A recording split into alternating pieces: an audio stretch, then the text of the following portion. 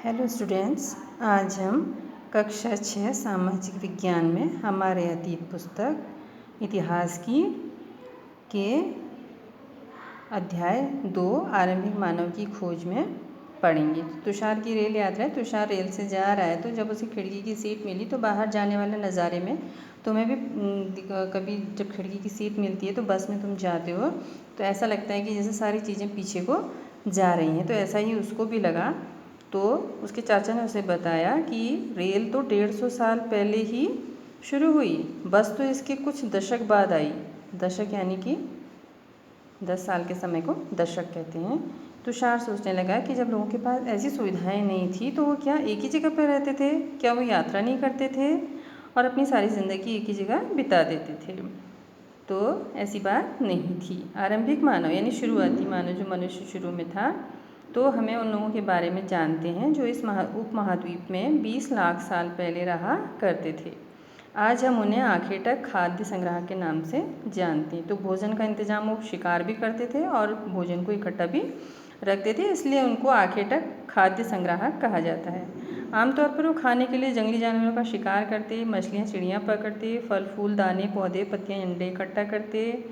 और हमारा जो उपमहाद्वीप है, जो दक्षिणी एशिया है, ये इसमें गर्म देश है ये, तो यहाँ पर पेड़ पौधों की अनगिनत प्रजातियाँ मिलती हैं, इसलिए उनको पेड़ पौधों से बहुत सारे खाद्य पदार्थ मिलते थे। लेकिन ऐसा कर पाना आसान नहीं था। कई जानवर जो उनसे तेज़ भागते थे और बहुत से जो ताकतवर होते थे। जानवरों के शिकार चिड़िया या मछली पकड़ने के लिए बहुत सतर्क, जागरूक और तेज़ होना पड़ता है। पेड़ पौधों से खाना जुटाने के लिए जानना जरूरी होता है कि कौन से पेड़ पौधे खाने योग्य हैं, क्योंकि कई पौधे जो होते हैं विषैले होते हैं। साथ ही फलों के पकने के समय की जानकारी भी ज़रूरी है। तो आखेटक और खाद्य संग्राहक जो होते थे वो एक जगह से दूसरी जगह घूमते रहते थे। इसके कम से कम 4 कारण हो सकते हैं। पहला तो एक ही जगह पर ज़्यादा दिन रहने से जो पौधे फल और जानवर होते थे वो समाप्त हो जाते थे, इसलिए उनको वहाँ से जाना पड़ता था। दूसरा, जानवर अपने शिकार के लिए या फिर हिरन और मवेशी अपना चारा ढूंढने के लिए एक जगह से दूसरी जगह जाते थे, तो इनको भी उनके पीछे पीछे जाना पड़ता था। पेड़ और पौधों में जो फल फूल होते हैं वो अलग अलग मौसमों में पकते हैं, लगते हैं, तो इसलिए भी वो अलग अलग जगह घूमते होंगे। और चौथा है कि पानी के बिना जो है कोई भी प्राणी या पेड़ पौधा जीवित नहीं रह सकता। तो कई बार क्या होता है, नदियों झीलों का पानी वैसे तो सूखता नहीं है, लेकिन कई बार वो सूख जाता है। सूखे जब गर्मी का मौसम होता है तो उसलिए भी वो लोग इधर उधर जाते होंगे। इसके अलावा लोग अपने नाते रिश्तेदारों और मित्रों से मिलने भी जाते होंगे और ये सभी यात्राएं पैदल होती थी। तो आरंभिक मानव के बारे में जानकारी कैसे मिलती है?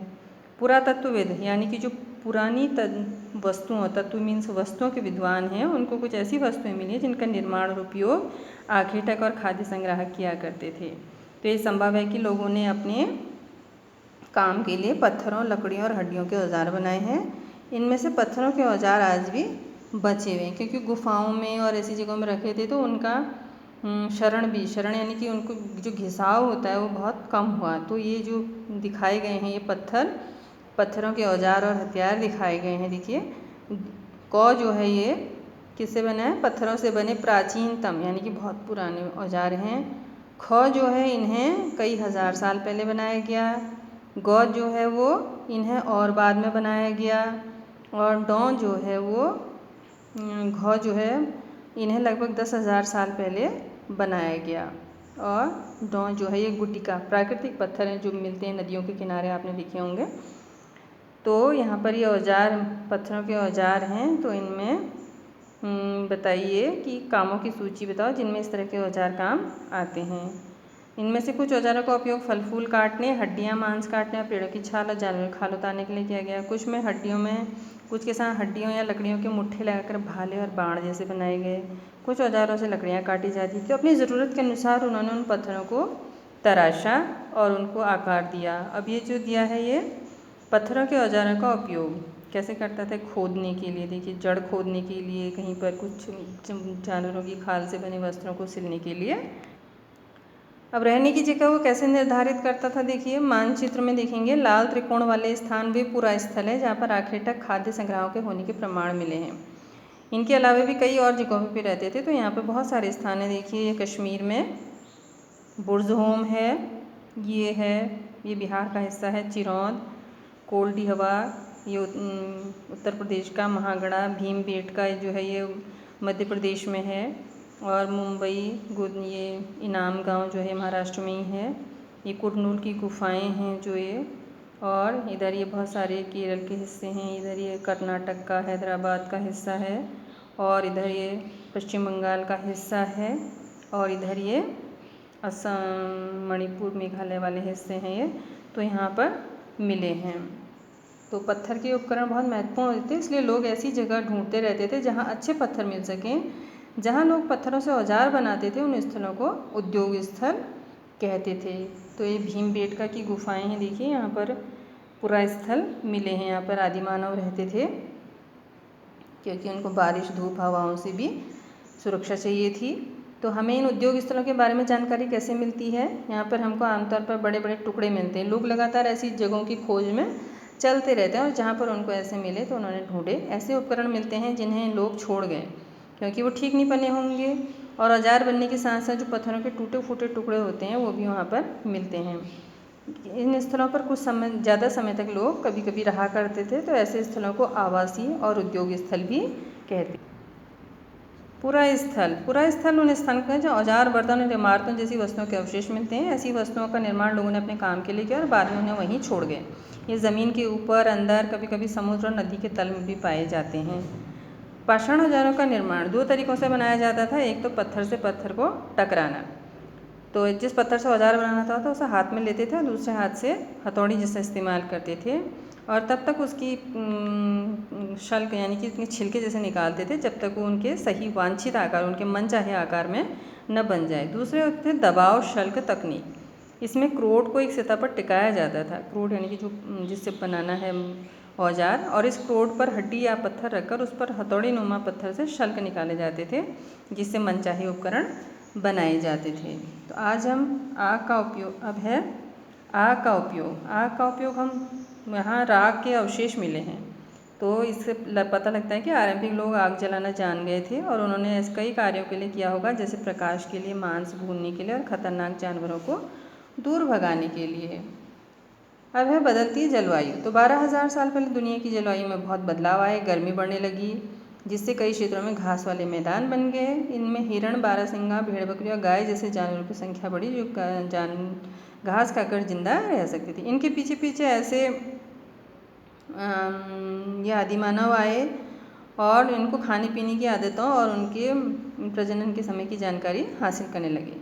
फिर हो सकता है उन जानवरों को जो सीधे सीधे थे उनको पकड़ कर ले गए और अपने साथ पालने लगे। साथ ही इस काल में मछली भी भोजन का महत्वपूर्ण स्रोत बन गई।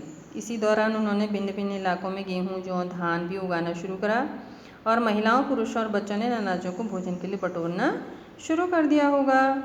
अब नाम और तिथियाँ। हम जिस काल में के बारे में पढ़ रहे हैं, पुरातत्वविदों ने उनके बड़े नाम रखे हैं। आरंभिक काल को वे पुरा पाषाण काल कहते हैं। ये 2 शब्द पुरा यानी प्राचीन और पाषाण यानी पत्थर से बना है। यह नाम पुरा स्थलों से प्राप्त पत्थर के औजारों के महत्व को बताता है। पुरा पाषाण काल 20 लाख साल पहले से 12,000 साल पहले के दौरान माना जाता है। इस काल को 3 भागों में विभाजित किया है, आरंभिक, मध्य और उत्तर पुरा पाषाण। तो मानव इतिहास की 99% कहानी इसी दौरान घटित हुई। जिस काल में हमें पर्यावरणीय बदलाव मिलते हैं उसे मेसोलिथ यानी मध्य पाषाण युग कहते हैं। इसका समय लगभग 12,000 साल पहले से लेकर 10,000 साल पहले तक माना गया है। इस काल के पाषाण औजार आमतौर पर बहुत छोटे होते थे जिन्हें माइक्रोलिथ यानी लघु पाषाण कहा जाता है। प्रायः इन औजारों में हड्डियों या लकड़ियों के मुट्ठे लगे हंसिया और आरी जैसे औजार मिलते हैं। साथ साथ पुरा पाषाण युग वाले औजार भी उस दौरान बनाए जाते हैं। अगले युग की शुरुआत 10,000 साल पहले होती है, इसे नवपाषाण युग कहा जाता है। और